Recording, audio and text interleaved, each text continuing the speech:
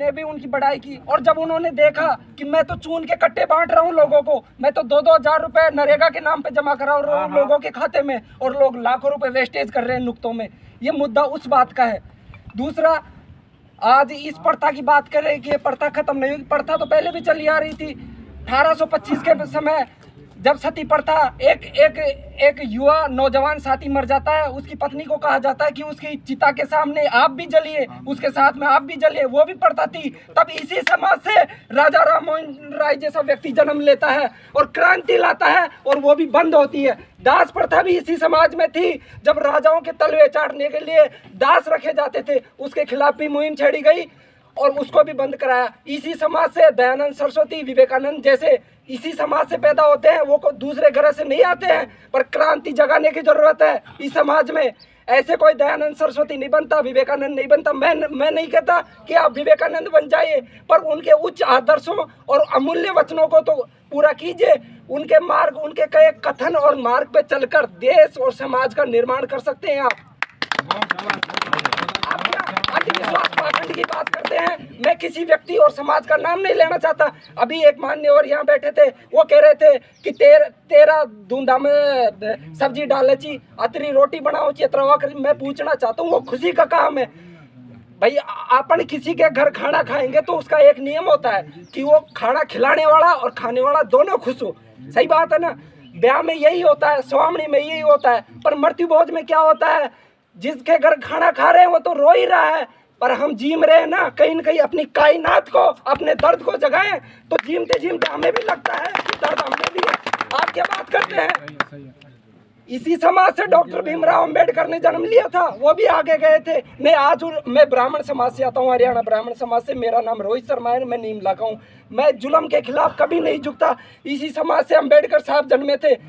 क्या देखा था उन्होंने अपने बचपन में? कुओं से दलित के नाम पे पानी नहीं भरने देते थे, लोगों पे अत्याचार करते थे। ये मैं ऊंची जात का हूँ, मेरे ब्राह्मण मोहल्ला है, तो नीची जात का कोई आता है तो पैरों में घुंघरू बांध दिया करते थे कि वो निकले तो लगे कि ये दलित आ रहा है, अछूत आ रहा है, उससे दूर हो जाए।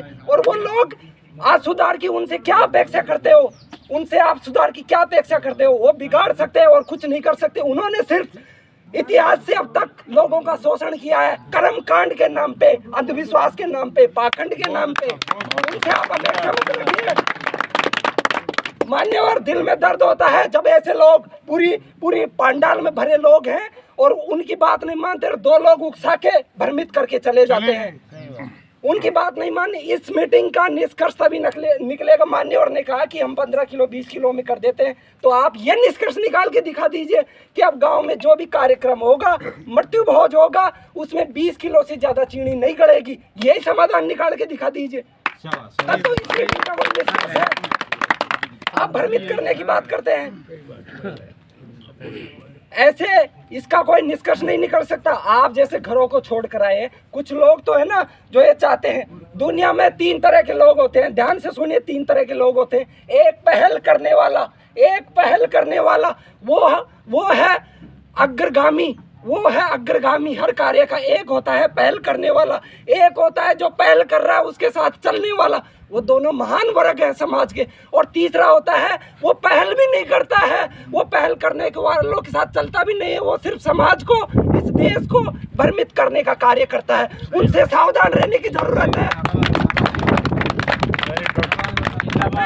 मैं इसी मंच पर कहता हूँ, डॉक्टर साहब भीमराव अंबेडकर, मैं उनको इतना महान मानता हूँ, पर मेरी समाज के लोग जो आपके घरों में जाएंगे तो क्या बोलेंगे कि ये दलित है, ये है। आपका खाने को तो आप दलित नहीं दिखते, और कर्मकांड के नाम पे आपको चूट कर लेके आते हैं आपके घरों से, तब तो आप दलित नहीं दिखते। और आपको पास में बिठाते हैं तब बोलते हैं अछूत। आपकी राय में राय नहीं मिलाते हैं। क्यों? क्योंकि वो तो धर्म के ठेकेदार हैं, वो तो ऊंचे पदों पर पहले से ही बैठे हैं, और आप उन तक ऊपर नहीं पहुंच सको। आप दलित ही बने रहो। ये दलित का टैग हमेशा लगा रहे।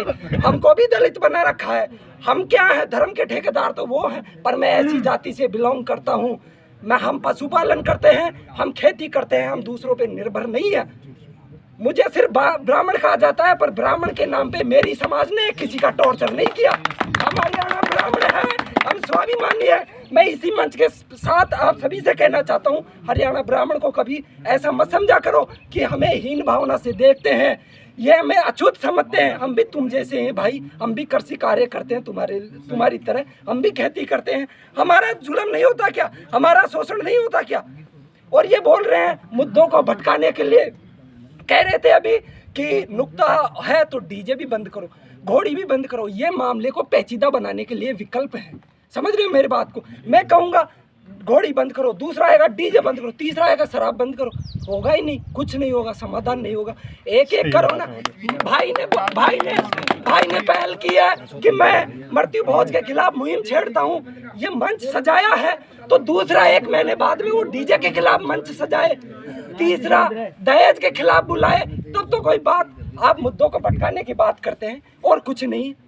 मैं इन्हीं बातों के साथ में अपनी वाणी को विराम देता हूँ। बहुत बहुत धन्यवाद।